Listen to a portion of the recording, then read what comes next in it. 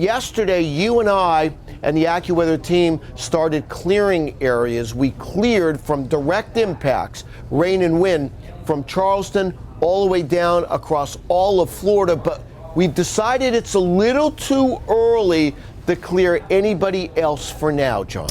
Right, we considered across parts of the Northeast, but it's a little bit too early given the track of the storm. Still concerned that any further movement to the west of the storm track can result in more rain and wind impacts along the U.S. East Coast. Of course, the greatest concern we have along that is along the Outer Banks up to parts of southeastern Virginia and the Delmarva as well. But can't let your guard down right along the coast across the Mid-Atlantic and the Northeast as well, as the storm is going to be passing out to sea, but it's very close in terms of rain and wind impacts there. You know, it was last week, you and I think I talked to you more than my wife, and that's probably a problem too, and I could say the other way around, is that we knew that this was going to happen earlier in the week, that the jet stream coming south that would kind of accelerate Erin northward would be lifting, and what you're left with is the Bermuda high south and east of the islands producing a weaker flow.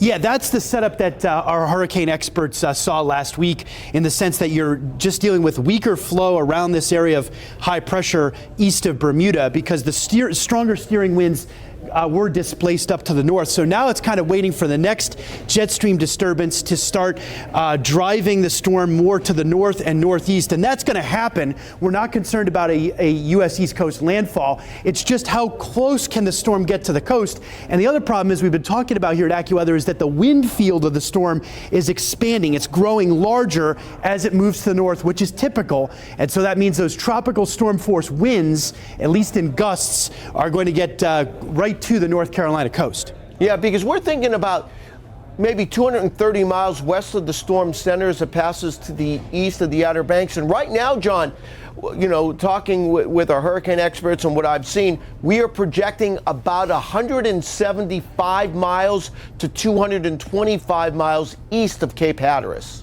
Right, so that's why there's going to be tropical storm force winds, at least in gusts to the coast, and a significant storm surge, too, that we're concerned about. The other issue that we've been looking at here at AccuWeather, we use 190 forecast models. That's what our experts look at and analyze in great detail.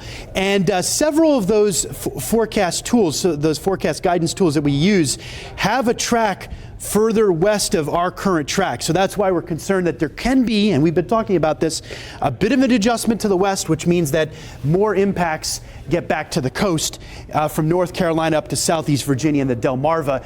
And those northeast winds are going to result in some storm surge concerns there, as well as huge waves too. And that's why we've always have had that northwest track brushing the Outer Banks of North Carolina. That's right. All right, AccuWeather Chief Meteorologist Jonathan Porter, thanks for joining us here. Let me go over some of the impacts here moving forward with Erin as it takes that track. The seas are going to be rough and tough. Look at that sea area just lifting north over the next couple of days here. There will be problems up and down the eastern seaboard with rough surf, rip currents, and there's going to be some coastal damage, I think, at times, or at least some coastal erosion during times of high tide up and down the eastern seaboard here. Now, the winds are going to be strong, but also gusty winds here and there, but it's the storm surge. We're worried about that from Cape Lookout all the way north toward Cape Hatteras, a little north of there as well, where we have a storm surge of 3 to 6 feet. That's going to cause some damage, no doubt about that. Wind gusts right now, 40 to 60 miles per hour. We have an AccuWeather local storm max. We took that to 80 miles per hour. Again, there is still room for Erin to come a little farther to the west before we get that turn. And again, that's why we're concerned about those impacts.